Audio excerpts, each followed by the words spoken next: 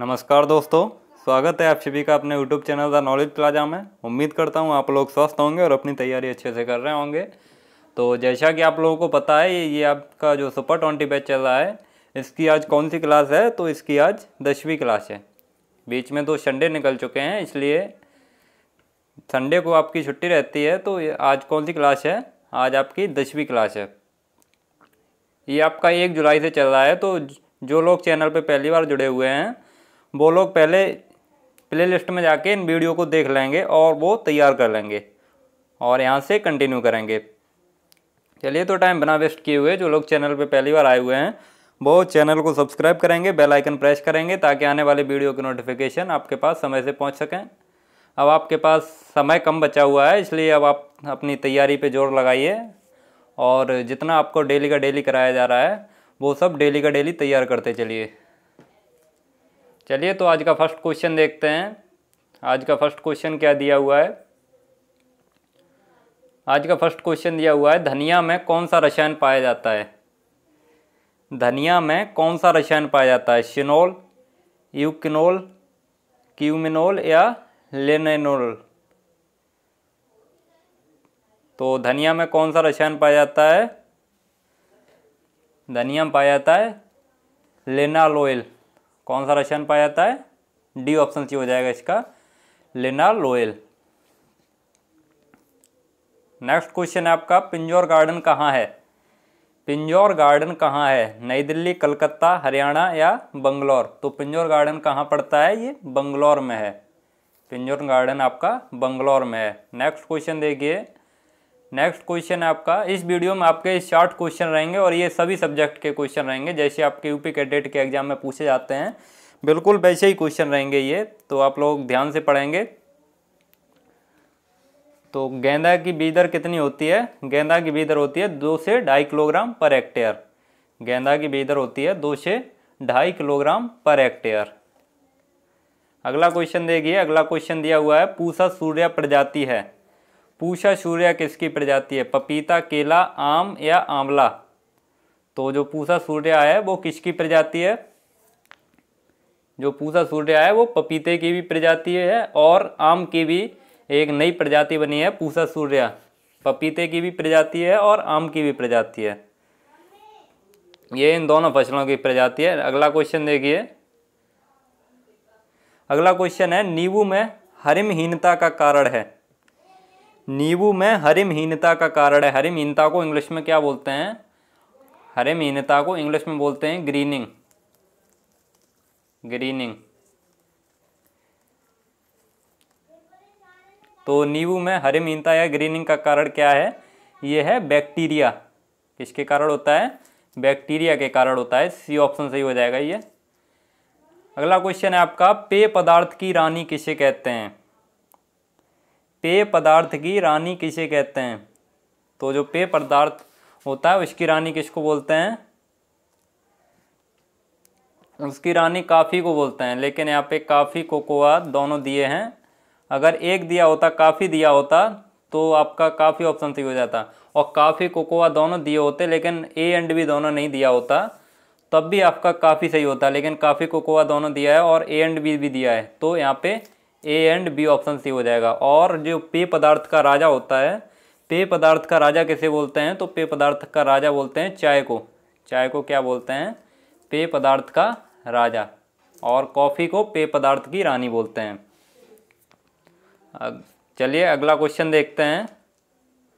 अगला क्वेश्चन है आपका, सेब में बिटर पिट का कारण है।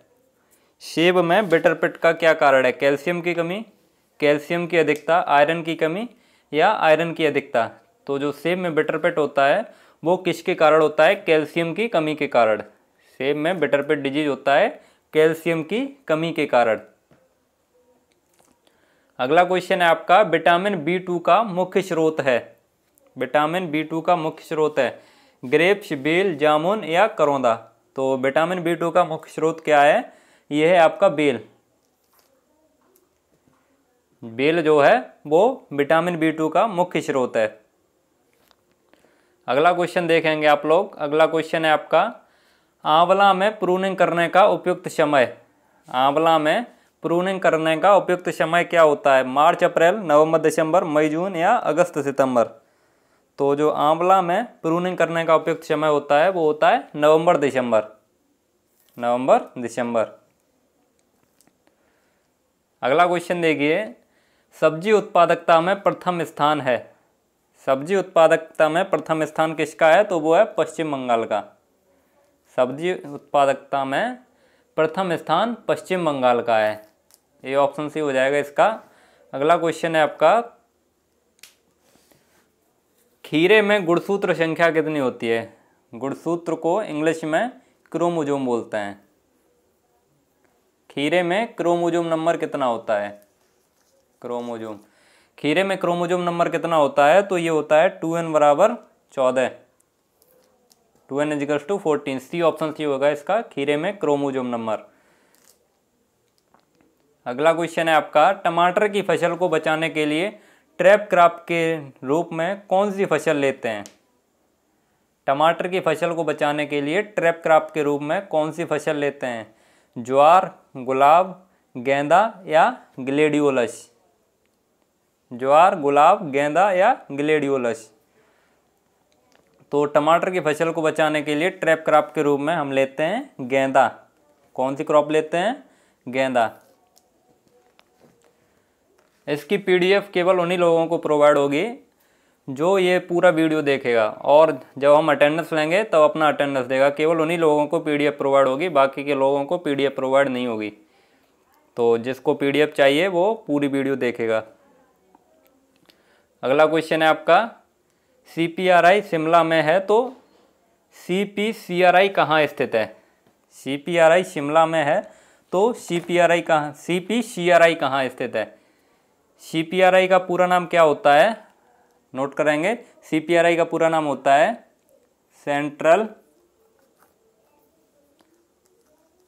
Central potato research institute.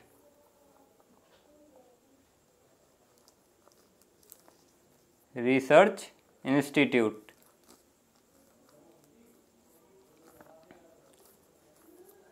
Note कर लिया होगा आप लोगों ने। सीपीआरआई कहाँ है? ये है केरल में।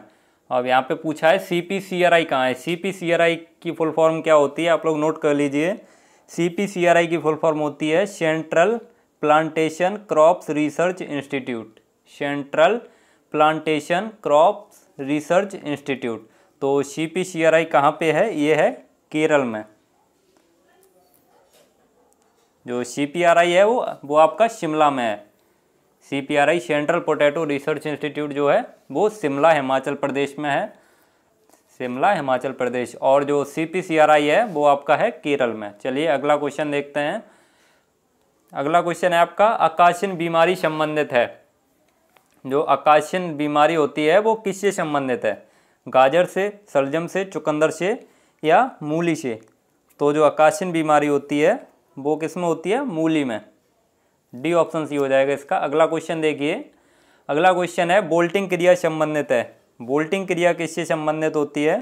तो जो बोल्टिंग क्रिया होती है वो प्याज में होती है। किस में होती है? प्याज में। नेक्स्ट क्वेश्चन है आपका, कौन सा अयस्क आयरन का नहीं है? इनमें से आयरन का अयस्क कौन सा नहीं है? हेमेटाइट, सिडेराइट, गैलेना या मैग्नेटाइट? ये आपका केमिस्ट्री का क्वेश्चन आ गया है तो कोई दिक्कत की बात नहीं है, एक आध क्वेश्चन आ जाता है। कौन सा अयस्क आयरन का नहीं है? तो जो गैलेना है वो आयरन का अयस्क नहीं है। ये जो हेमेटाइट, सिडेराइट और मैग्नेटाइट हैं ये तीनों आयरन के अयस्क हैं, लेकिन जो गैलेना है वो आयरन का अयस्क नहीं है। नेक्स्ट क्वेश्चन देखिए। नेक्स्ट क्वेश्चन है आपका, रासायनिक संयोग के कुल नियम हैं। रासायनिक संयोग के कुल कितने नियम होते हैं? रासायनिक संयोग के कुल नियम होते हैं 5। रासायनिक संयोग के कुल 5 नियम होते हैं। रासायनिक संयोग के 5 नियम होते हैं। अगला क्वेश्चन देखिए। अगला क्वेश्चन है आपका, ये रासायनिक संयोग के कौन कौन से नियम होते हैं ये आपको केमिस्ट्री क्लास में बता दिए जाएंगे। जो आपको जो साइंस का टेस्ट होता है उसमें बता दिए जाएंगे कौन कौन से नियम होते हैं रासायनिक संयोग के। ग्लूकोमा रोग से शरीर का कौन सा अंग प्रभावित होता है? ग्लूकोमा रोग से शरीर का कौन सा अंग प्रभावित होता है? दांत, कान, आँख या गला? तो जो ग्लूकोमा रोग होता है वो शरीर का कौन सा अंग प्रभावित करता है? आँख। कौन सा अंग प्रभावित होता है? आँख। सी, ऑप्शन सी हो जाएगा। नेक्स्ट क्वेश्चन देखिए। नेक्स्ट क्वेश्चन है आपका, काकरेल किससे संबंधित है? जो काकरेल है वो किससे संबंधित है? गाय से, बकरी से, मुर्गी से या भैंस से? तो जो काकरेल है वो मुर्गी से संबंधित है, सभी लोगों को पता होगा। अगला क्वेश्चन देखिए, भेड़ के बच्चे को क्या कहते हैं? भेड़ के बच्चे को क्या बोलते हैं? तो भेड़ के बच्चे को क्या बोलते हैं ये हमने आपको पहले भी बताया था। भेड़ के बच्चे को लैम्ब बोलते हैं। लैम्ब या हिंदी में मेमना। लैम्ब या मेमना। और किड़ किसके बोलते हैं? तो किड़ जो बकरी का बच्चा होता है उसे किड़ बोलते हैं। किड़ बकरी के बच्चे को बोलते हैं। बकरी के बच्चे को किड़ बोलते हैं। और यहाँ पे आप लोग नोट करते चलिए, ये जो हम बता रहे हैं वो रैम किसे बोलते हैं? रैम किसे बोलते हैं? तो रैम उससे बोलते हैं भेड़ के नर को। भेड़ के नर को रैम बोलते हैं। और जो ये ईव है, ईव किसे बोलते हैं? तो ईव बोलते हैं भेड़ की मादा को। भेड़ की मादा को। भेड़ की मादा को ईव बोलते हैं। किड़ बकरी के बच्चे को बोलते हैं, लैम्ब भेड़ के बच्चे को बोलते हैं, रैम भेड़ के नर को बोलते हैं और ईव भेड़ के मादा को बोलते हैं। चलिए अगला क्वेश्चन देखिए। ये जो आपको एक्स्ट्रा नॉलेज दी जा रही है वो आप लोग नोट करते चलिए, क्योंकि ये पूछा जा सकता है, तो आप लोग इसे नोट करते चलिए। अगला क्वेश्चन है आपका, सींग रोधन की अवधि कितनी होती है? सींग रोधन की अवधि कितनी होती है? 5 से 7 दिन, 10 से 15 दिन, 30 से 40 दिन या 40 से 50 दिन? तो जो सींग रोधन की अवधि होती है वो होती है 10 से 15 दिन। जन्म के 10 से 15 दिन के अंदर या 2 हफ्ते के अंदर बच्चे का सींग रोधन कर देना चाहिए, 10 से 15 दिन के अंदर। चलिए अगला क्वेश्चन देखते हैं। अगला क्वेश्चन है आपका, साइलेज बनाने के लिए सबसे अच्छी फसल? साइलेज बनाने के लिए सबसे अच्छी फसल कौन सी होती है? ज्वार, मक्का, बरसीम या जई? तो साइलेज बनाने के लिए सबसे अच्छी फसल होती है मक्का। मक्का जो होती है वो साइलेज बनाने के लिए सबसे अच्छी मानी जाती है। अगला क्वेश्चन देखिए। अगला क्वेश्चन है आपका, कैप्रा हिरकस किसका वैज्ञानिक नाम है?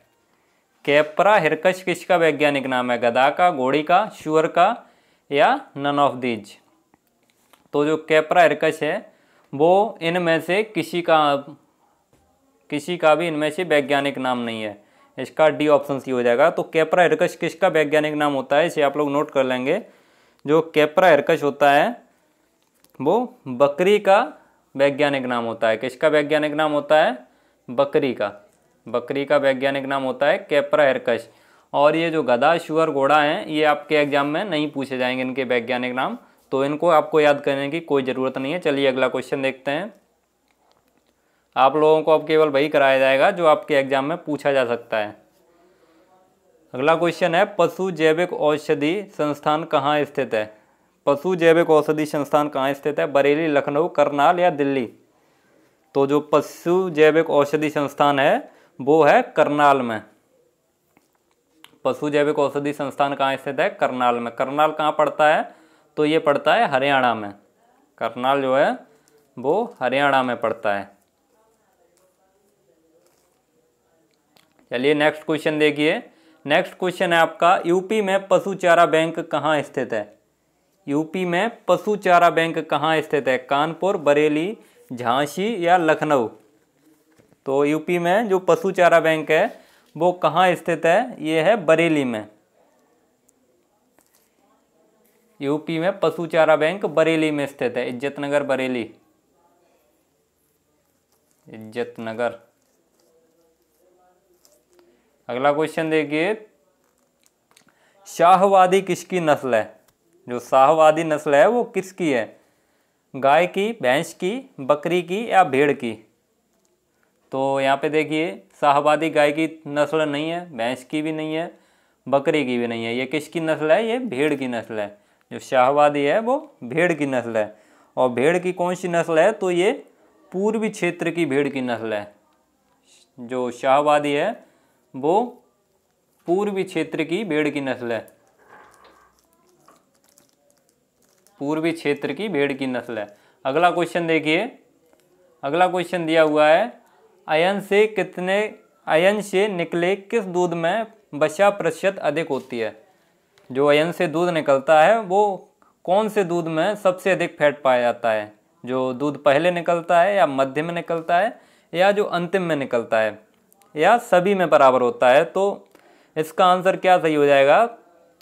जो एन में से जो सबसे बाद में दूध निकलता है उसमें सबसे अधिक फैट पाया जाता है। सबसे बाद में जो अंतिम में दूध निकलता है उसमें सबसे अधिक फैट पाया जाता है, क्योंकि जो वो फैट होता है वो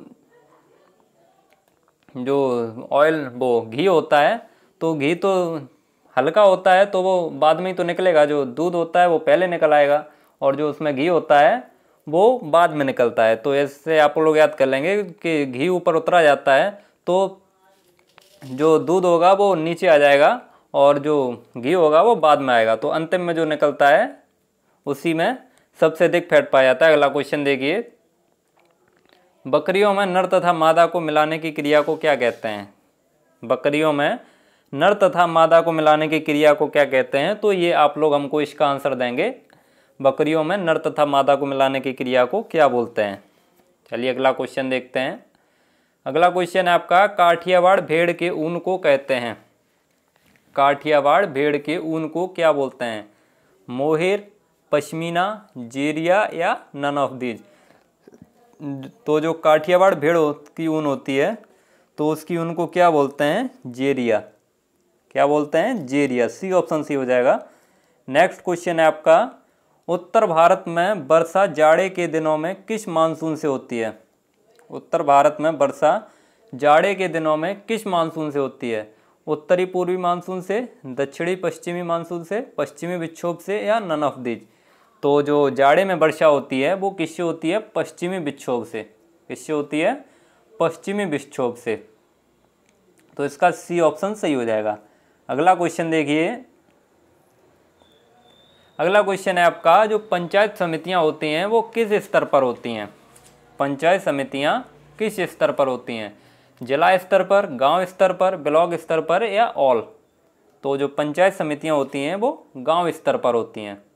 पंचायत समितियां गांव स्तर पर होती हैं। अगला क्वेश्चन देखिए, निम्न में सबसे ज़्यादा बीज पैदा करने वाला पौधा कौन सा है? निम्न में सबसे ज़्यादा बीज पैदा करने वाला पौधा कौन सा है? भिंडी, धान, तंबाकू, या टमाटर? तो ये तो आप लोगों को पता होगा कि जो सबसे ज़्यादा बीज पैदा करने वाला पौधा कौन सा है, तो ये है टमाटर। टमाटर में आप लोगों ने देखे होंगे बहुत सारे बीज रहते हैं, टमाटर में बहुत सारे बीज होते हैं, इतने इनमें नहीं होते हैं। तो जो सबसे ज़्यादा बीज पैदा करने वाला पौधा होता है वो होता है आपका टमाटर। डी ऑप्शन सी हो जाएगा। अगला क्वेश्चन देखिए, अगला क्वेश्चन है आपका, निम्न में कौन सही है? इनमें से कौन सही है? धान में बथुआ, गेहूं में मोथा, ज्वार में बरू घास, या नन ऑफ दीज? तो धान में क्या बथुआ जमता है? नहीं जमता है। गेहूं में मोथा भी नहीं जमता है। ऐसे ही कभी कभी थोड़ा बहुत हो जाए तो उसकी कोई बात नहीं होती है। धान में बथुआ भी नहीं जमता है, गेहूं में मोथा भी नहीं होता है, और जो ज्वार में होता है, ज्वार में बरू घास होती है, ज्वार में बरू घास होती है। तो इसका सी ऑप्शन की हो जाएगा। इसमें ये पूछा है इनमें से कौन सही है। चलिए अगला क्वेश्चन देखते हैं। अगला क्वेश्चन है आपका, भारत में सबसे पहले मानसून किस राज्य में आता है? भारत में सबसे पहले मानसून किस राज्य में आता है? उत्तर प्रदेश में, असम में, मेघालय में, या केरल में? तो जो भारत में सबसे पहले मानसून आता है वो कौन से राज्य में आता है? वो आता है केरल में। कौन से राज्य में आता है? केरल में। डी ऑप्शन सी हो जाएगा इसका। अगला क्वेश्चन देखते हैं। अगला क्वेश्चन दिया हुआ है आपका, बरसी में प्रोटीन परसेंट। बरसी में कितना परसेंट प्रोटीन होता है? 15%, 20%, 30% या 35%? तो बरसी में कितना परसेंट प्रोटीन होता है? ये होता है 20%। बरसी में 20% प्रोटीन पाया जाता है। बी ऑप्शन सी हो जाएगा इसका। अब आप लोग अपना अपना अटेंडेंस दे दीजिए, जिससे आप लोगों को पीडीएफ प्रोवाइड हो सके। और एक ही बार नाम लिखेंगे आप लोग, बार बार नाम लिख देते हैं, तो बार बार नाम लिखने की क्या ज़रूरत है आप लोगों को? एक ही बार नाम लिखिए केवल।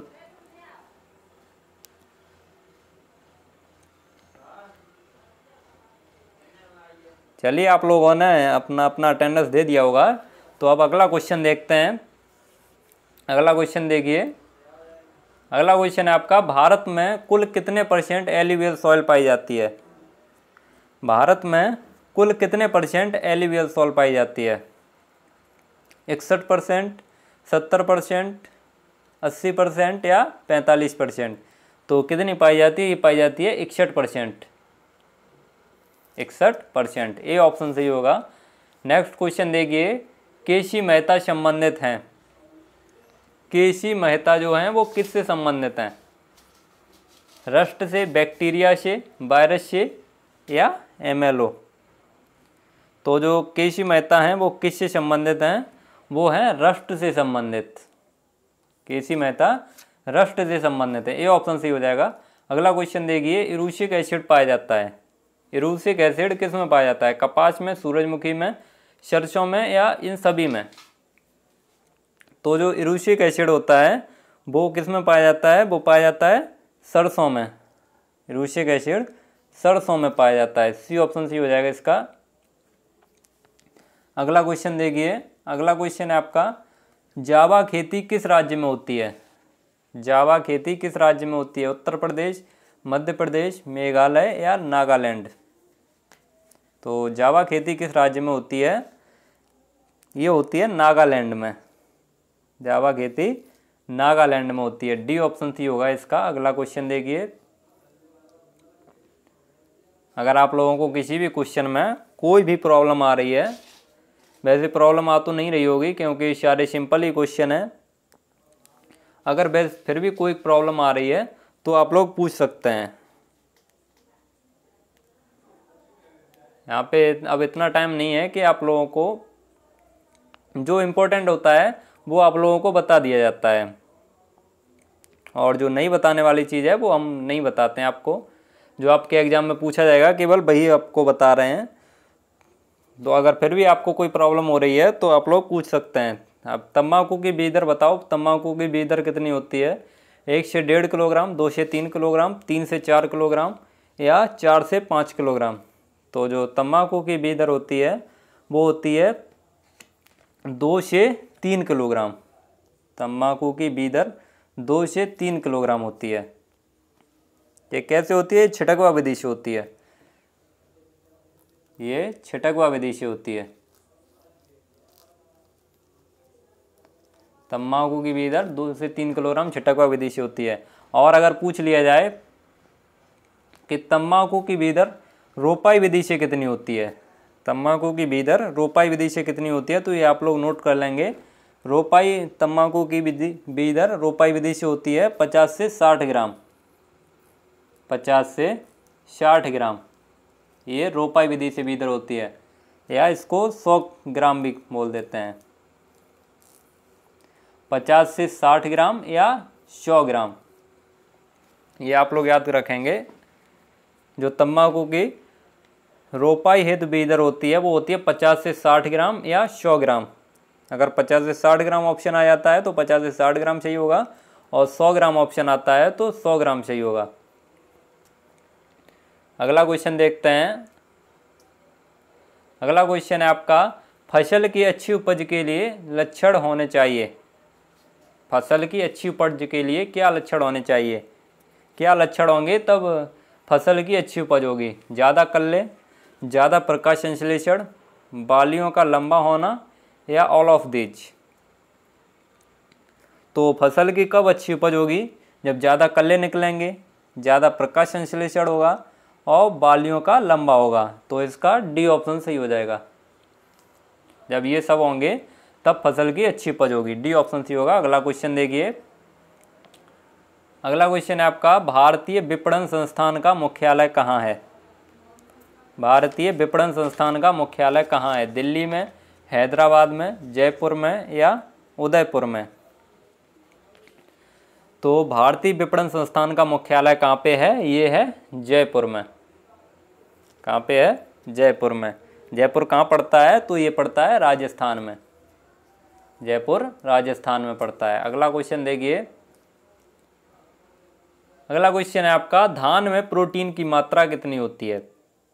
धान में प्रोटीन परसेंटेज 3 से 4%, 8 से 10%, 11 से 13% या 6 से 7%। तो धान में कितना प्रोटीन पाया जाता है? धान में 6 से 7% प्रोटीन पाया जाता है।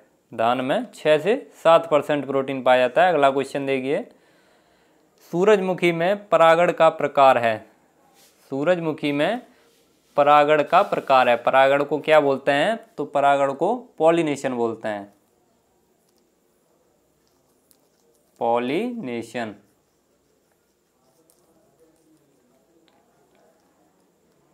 सूरजमुखी में पॉलिनेशन का प्रकार क्या है? परपरागण, स्वपरागण, परपरागण या ऑल ऑफ दीज? तो जो सूरजमुखी में होता है वो प्राय परपरागण पाया जाता है। सूरजमुखी में प्राय परपरागण पाया जाता है।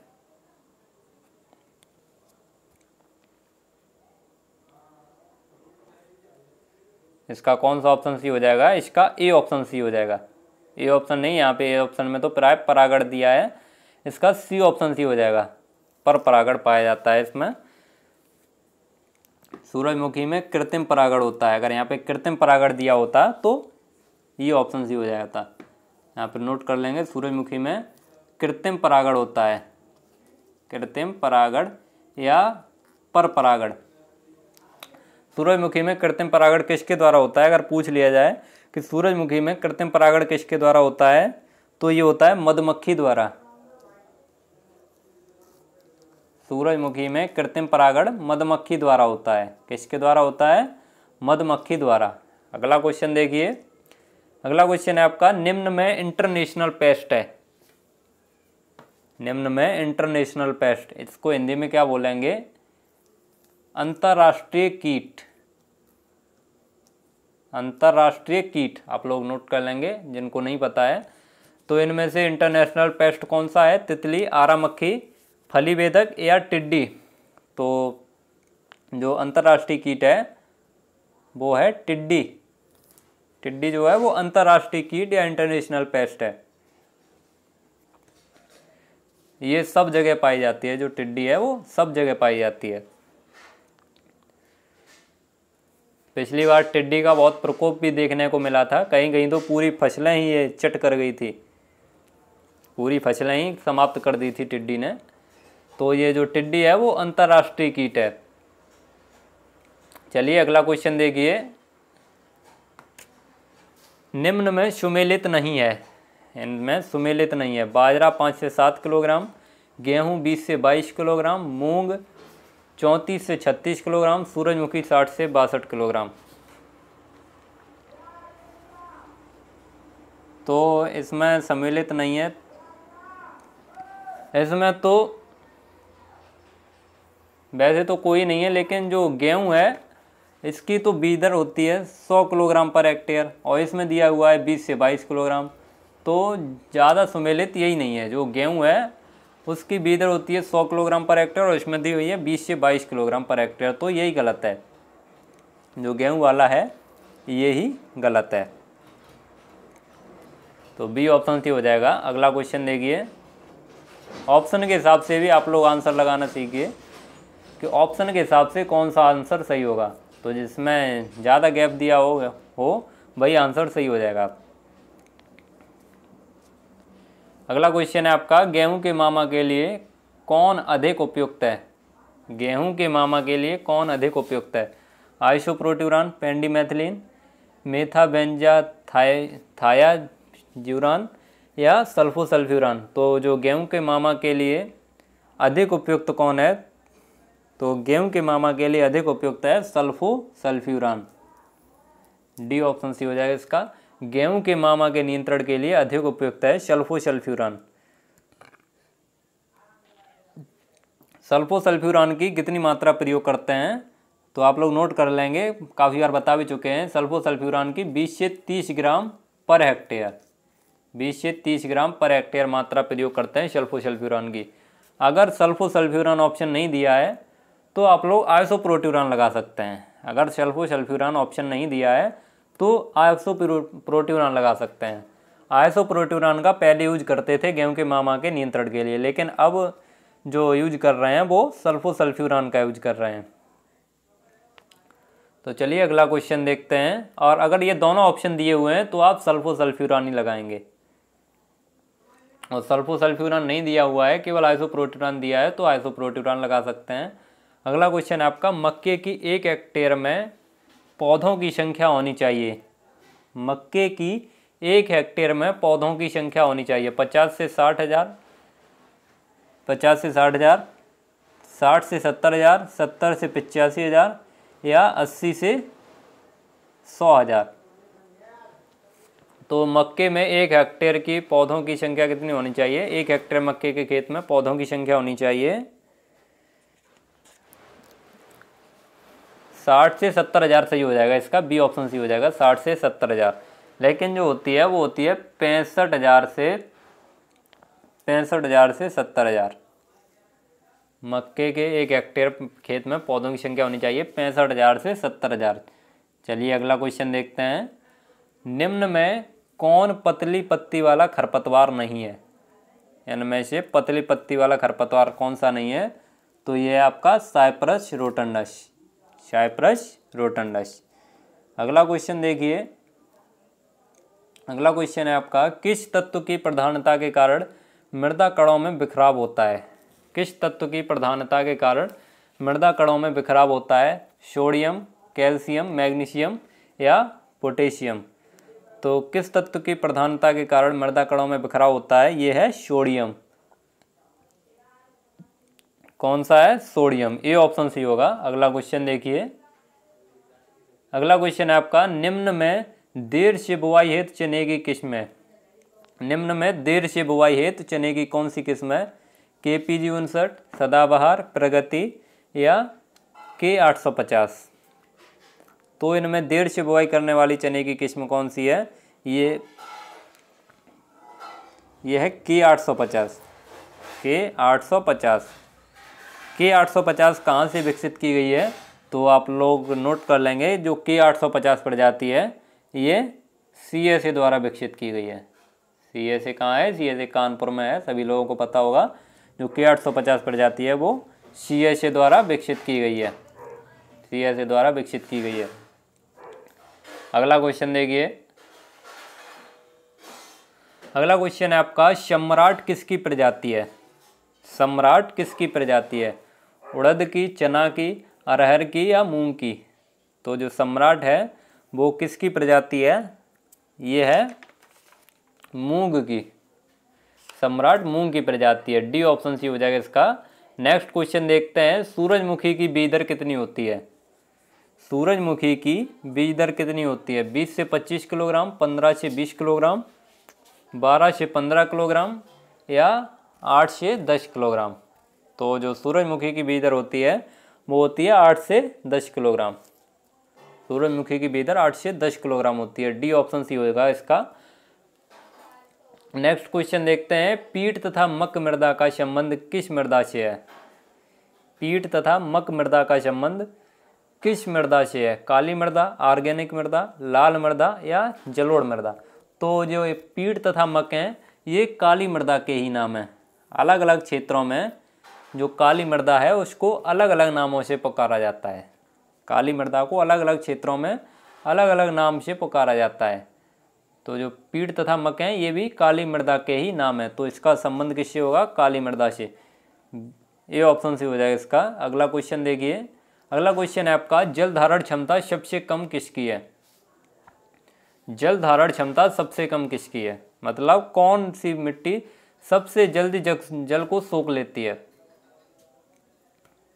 तो जल धारण क्षमता सबसे कम किसकी है? बलुई मिट्टी की, दोमट की, किले की या किले दोमट की? तो जो जल धारण क्षमता होगी वो सबसे कम होगी बलुई मिट्टी की। बलुई मिट्टी की जल धारण क्षमता सबसे कम होगी। क्यों कम होगी? क्योंकि बलुई मिट्टी के जो कण होते हैं वो दूर दूर होते हैं। तो जब कण दूर दूर होंगे तो वो पानी बहुत जल्दी से अंदर चला जाएगा, तो ये पानी को रोक नहीं पाएगी, इसलिए इसकी जल धारण क्षमता सबसे कम होती है। और सबसे अधिक किसकी होगी? तो सबसे अधिक होगी किले दोमट की। सबसे अधिक होगी किले दोमट की। यहाँ पे 3 मृदा होती हैं, सैंड, सिल्ट और किले। तो सबसे कम होगी सैंड की और सबसे अधिक होगी किले की। सबसे अधिक किसकी होगी? किले की, क्योंकि किले के कण बहुत पास पास होते हैं। अगला क्वेश्चन देखिए। अगला क्वेश्चन है आपका, नाइट सॉइल में कितने % नाइट्रोजन होता है? नाइट सॉइल में कितने % नाइट्रोजन होता है? 3%, 4.5%, 5.5% या 7%? तो नाइट सॉइल में कितने % नाइट्रोजन होता है? 5.5%। नाइट सॉइल में 5.5% नाइट्रोजन पाया जाता है। अगला क्वेश्चन देखिए, कायांतरित चट्टान का उद्गम होता है? कायांतरित चट्टान का उद्गम होता है आग्नेय चट्टान से, अवसादी चट्टान से, दोनों से या नन ऑफ दीज? तो कायांतरित चट्टान होती है, उसका निर्माण किससे होता है? कायांतरित चट्टान का निर्माण किससे होता है? तो इन दोनों से ही होता है। कायांतरित चट्टान का निर्माण आग्नेय चट्टान और अवसादी चट्टान से ही होता है। अगला क्वेश्चन देखिए, चट्टानें 3 प्रकार की होती हैं, आग्नेय चट्टान है, अवसादी चट्टान है और कायांतरित चट्टान है। कायांतरित चट्टान को ही रूपांतरित चट्टान भी बोलते हैं। कायांतरित चट्टान को ही रूपांतरित चट्टान ही बोलते हैं, रूपांतरित चट्टान भी बोलते हैं। चलिए नेक्स्ट क्वेश्चन देखते हैं।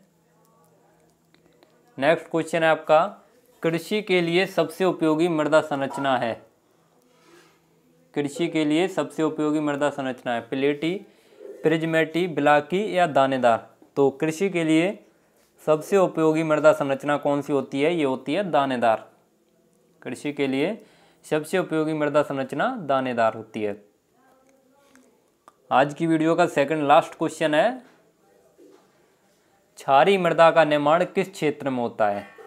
क्षारीय मृदा जो होती है उसका निर्माण किस क्षेत्र में अधिक होता है? आर्द्र क्षेत्र में, शुष्क क्षेत्र में, जलीय क्षेत्र में या नन ऑफ दीज? तो जो क्षारीय मृदा होती है उसका निर्माण किस क्षेत्र में होता है? शुष्क क्षेत्र में। क्षारीय मृदा का निर्माण शुष्क क्षेत्र में होता है। बी ऑप्शन सी हो जाएगा इसका। लास्ट क्वेश्चन देखिए, लास्ट क्वेश्चन दिया हुआ है, निम्न में जैविक खाद है। निम्न में जैविक खाद कौन सी है? ढैंचा, लूसर्न, शनई या राइजोबियम? तो इसमें जैविक खाद कौन सी है? जैविक खाद है राइजोबियम। जैविक खाद है राइजोबियम। और ये जो ढैंचा, शनई और लूसर्न है, ढैंचा, शनई और लूसर्न है, ये क्या है? तो ये है आपकी हरी खाद। ये हरी खाद की फसल है। और जो राइजोबियम है वो जैविक खाद है। तो आपके क्वेश्चन खत्म होते हैं। अब आपको शाम को कराए जाएंगे जो साइंस के क्वेश्चन कराए जाएंगे, आपके टॉपर मंसर कराएंगे। आपको इसके बारे में तो पता ही है, जो सुपर 20 बैच चल रहा है, सुपर 20 बैच चल रहा है, इसके बारे में तो आप लोगों को पता ही है, तो इसके बारे में ज़्यादा बताने की ज़रूरत नहीं है। आपका लास्ट तक जुड़ने के लिए बहुत बहुत धन्यवाद। अगर वीडियो अच्छी लगी हो तो इसे लाइक करें, शेयर करें, और अगर चैनल पे नए हों तो ऐसे ही अगर प्रैक्टिस करना चाहते हैं तो चैनल को सब्सक्राइब कर सकते हैं और बेल आइकन प्रेस करें ताकि आने वाले वीडियो की नोटिफिकेशन आपके पास समय से पहुंच सकें। चलिए, तो अब मिलते हैं आपको शाम को, तो तब तक के लिए जय हिंद, वंदे मातरम।